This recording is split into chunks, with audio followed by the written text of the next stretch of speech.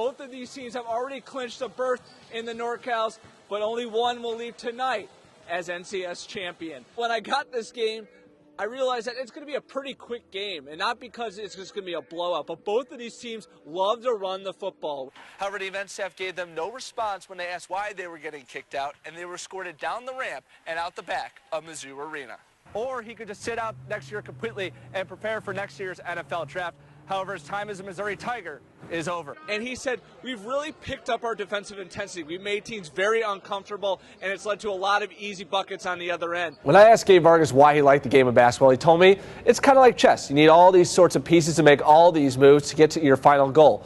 But one thing he couldn't predict was he being one of those missing pieces. The Yellow Jackets are 5-0, and they're not just winning their games. They're winning convincingly by an average margin of 48.5 points per game. They'll need help from the most unreliable expert in all of sports, the BCS. Stevens Creek Toyota brings us stories of athletes who have overcome adversity in their lives to succeed in school and in sports. Reporter Jack Wascher joins us now with the story of a Dublin soccer star and all he has gone through to play this season. That's right, Robert. Growing up, Ali Amin's life was normal. A boy who just loved playing soccer. But at age 12, his life took an unexpected turn. No matter how many falls you take, there's always a way to get back up. There's only one place Ali Amin wants to be, the soccer field, playing the game he loves. Running around and scoring goals and being with your friends, your pals, and having a good time was the best time of my life. Troubles entered his life when he was just 12 years old. Doctors diagnosed Ali with alopecia areata, a disease where the immune system attacks the hair follicles. What followed was ridicule from his classmates and isolation for Ali. I didn't know what to do. I felt so uncomfortable. People would stare at me.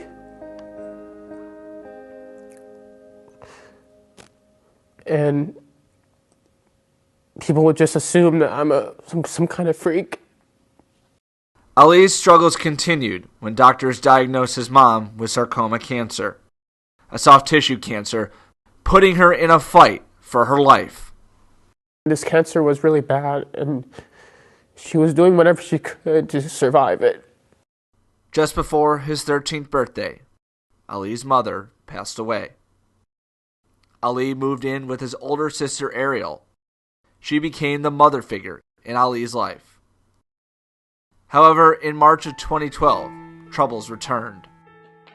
Ali received a phone call from his father. Ariel was in a car accident. I remember clearly I said, "Dad, is she okay? Is she okay?" And then my dad's voice cracked, like he was going to cry. And he said, "I don't know," like that. I was so afraid. I was like, please, I can't lose another someone that I love. Surrounded by family and friends, Ariel Amin passed away that night. I didn't know what to feel at that moment. I just collapsed. I didn't know what to think. With his mom and sister gone, Ali had nowhere to turn. So he moved in with his aunt in the short term. With high school just around the corner, he came back to the one place he loved. The thing that brought me back to myself was soccer, and I just had fun. I felt like I could play soccer again, and it took away all the thoughts and sadness off my mind. Playing in his senior year now, Ali leads one of the most potent attacks in the NCS.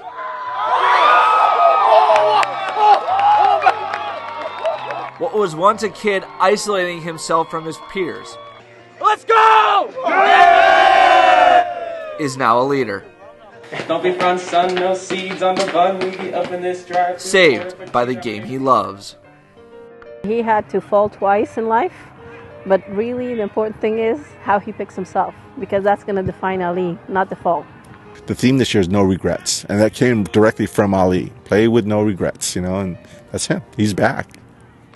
On senior night, with his dad right next to him and his aunt nearby, Ali also walks with those he doesn't see. The memories of his mom and sister always by his side. They support me my whole life, and I wish they would be with me, but they're with me in my heart, and that's what matters. And they help me so much in life. No matter how many falls you take, there's always a way to get back up.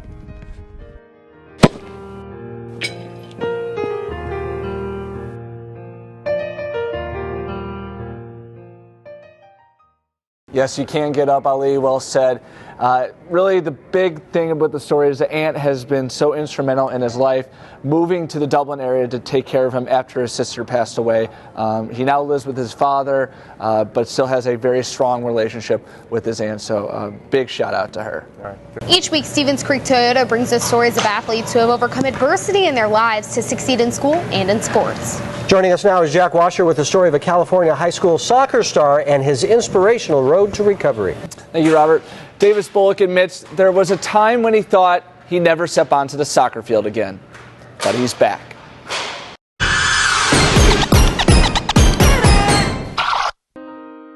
Each time the ball hits his foot, Davis Bullock thinks about what could have been.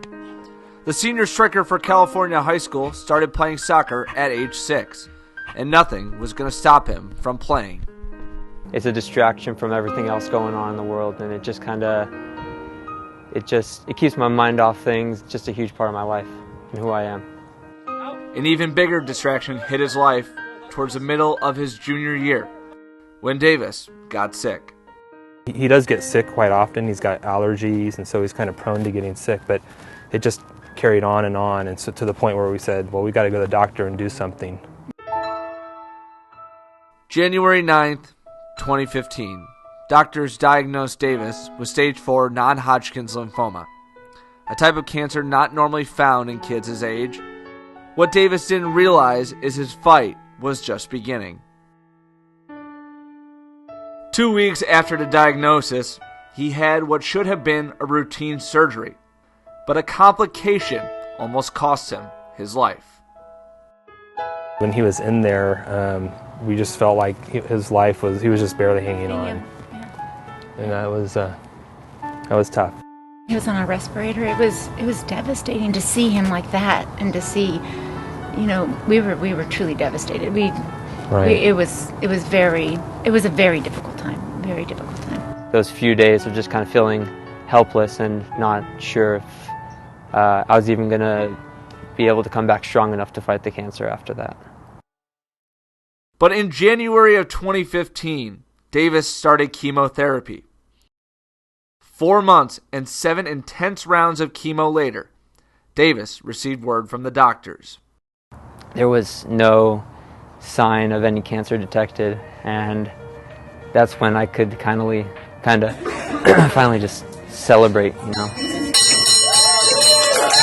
That day that we found out was the best day. It really was. This past December, Davis laced up his cleats and played in his first high school game since the cancer. The game was against Doherty Valley, when something unexpected happened. A grisly goal by Davis Bullock. Scored the goal, and you just see the bench just clear down the sideline and go hug him. It was one of the best moments I've probably ever had while coaching. Last year provided great perspective for Davis. Gone were his dreams of college soccer. But through his fight, he found one more chance to play the game he loves. I didn't accept the fact that I could die of cancer. I didn't go online and read the prognosis. I didn't want to know what my chances were. I didn't want to know anything. I wanted to be able to create my own odds because I just wasn't going to let this thing beat me. Now we don't watch it thinking, is he going to play for college, Division I? We just say, isn't it so fabulous seeing him run? Isn't it so great seeing him play soccer again? It's something he loves. Grizzly goal by Davis Bullock, assisted by Jimmy Houlihan. Grizzlies lead 2-1. Yeah, great to see Davis back out on the field. He had tons of support from the community. Former President Bill Clinton came to visit him. Former De La Salle soccer player and current San Jose Earthquake Chris Wondolowski came to visit him. Just everyone. Great to see him back and on the college for Mr. Davis Bullock. Yeah, very nice to see him get that kind of support. It's awesome. All right, thanks. Now from the Ford Sports Desk, KOMU 8 Sports.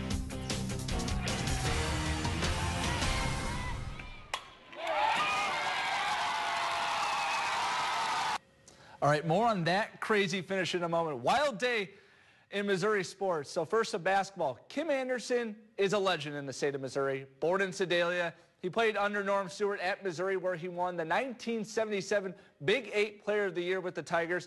Now he's the head coach of the Central Missouri Mules, who today played for the Division II championship against West Liberty. Mules looking for their first title since 1984. We pick it up first half. Central Missouri's Dylan Deck, he hits the turnaround jumper, part of a 9-0 run for the Mules. Later on, it's TJ White with the steal and the layup at the other end. Central Missouri up by 2. But West Liberty would respond. Seeger Bonifant with a 3 of his own. Hilltoppers up 1. Then it's Cedric Harris. He hits the mid-range jumper, giving West Liberty a 9-point lead. That would be the biggest lead of the game, but back come the Mules. First, it's Jordan Epps knocking it down from 3 from the left wing. Then next possession for UCM, Preston Bruns with the 3 off the screen. A 1-point game, however, UCM would trail by 2 at halftime. Second half, off the miss, it's Charles Hamork with the tip slam with some authority. It's a 1-point game. Later on, 3-point game. Good ball movement leads to another Epps 3. He finished with 11 points, game tied at 60. 7 minutes ago, KC native Dalen Robinson, he hits the 3, and the Mules were up by 3 after that, but West Liberty would respond. Cedric Harris, he hits the long-range shot, game tied at 68, but Robinson feeling it. He hits another 3. The senior finished with a game-high 21 points. Anderson just loving it, now a 2-point game, but Hamork puts the game on ice with a 3, and the Central Missouri Mules end their championship drought. They win it 84-77, and head coach Kim Anderson, well, he is just in a state of disbelief. What I just said, did we win? Oh, great job, man. What a great game. Great defensive play at the end, which we talked about at halftime. We had to do a better job. No, I can't believe we're national champions. All right, back to the chaos at University Field. Last night, the Missouri Tigers softball team used an 8-run third inning to defeat the Georgia Bulldogs. Today, a little different. Going down to the final at-bat. To University Field we go. Casey Sagal, the freshman on the mound for the Tigers. Bottom of the first, 2 runners on for Mizzou, and Mackenzie Sykes slashes one through the right side. That brings home Angela Randazzo, and it was 1-0 Missouri. More from Sykes later. Bottom of the second, runner on second for Mizzou. Sammy Fagan singles one up the middle. That brings in Taylor Gadbois. 2-0 Mizzou. Move forward to the top of the third. Georgia's Paige Wilson hits one to deep right center. That's good enough for a 2-run homer, and that ties things up at 2. Moving ahead to the top of the fourth.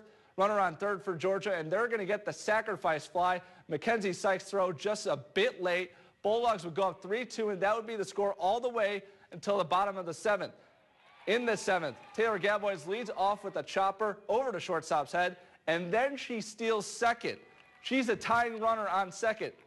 Later in the at-bat, Angela Randazzo, she rips one down the left field line. That scores Gadbois, game tied at 3.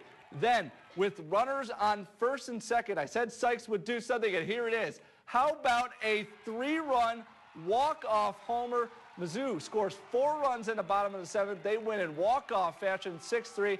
A big win for Missouri and head coach Aaron Earlywine. We've lost so many of these heartbreaking games that the law of averages was just bound to catch up for us to win one of them. And sometimes that's all it takes to get a team, feeling good and confident and playing a little bit better. It's just fun. There's no other feeling like it. It's just fun to get a good team win, and that's all we wanted. It wouldn't have mattered who hit that ball or if it had gone over, if it would have been a double, whatever. Just as long as we got the win, that's all that matters. And former Auburn Tiger and Kansas City Royal Bo Jackson watching Missouri and Auburn on the baseball diamond. Mizzou looking for the sweep. Bottom of the first, it's Demek Tomshay with an RBI single through the right side. Jordan Ebert crosses the plate. Auburn up 1-0. Move forward to the top of the third. 2 on for Missouri. And Logan Pearson squibs one just out of the reach of the second baseman. Jake Ring scores on the play, and that would tie the game at 1. 2 batters later now for Mizzou. Runners on first and second. And Dylan Kelly is going to slap one into left field with the runners going. Eric Anderson would score on the play, and Missouri would take a 2-1 lead. However, Auburn would eventually get to Missouri ace Brett Graves. Bottom of the fourth now, 2 on, nobody out, and Auburn's Keegan Thompson Singles through the hole in the right side. Blake Austin would score, game tied at 2. Now 2 batters later, J.J. Schaefer for Auburn. He's going to bloop one into right. That would score Daniel Robert. And Auburn had a 3-2 lead. Now next batter, Mizzou looking to get out of the inning. And this looks like to be a double play ball, but it goes directly off Graves. Shortstop has no play. Everyone's safe. Auburn out 4-2. They would add 3 more in the 6th and defeat Missouri 7-3. However, Mizzou gets the series win, taking 2 of 3 from Auburn. And that's going to do it for sports.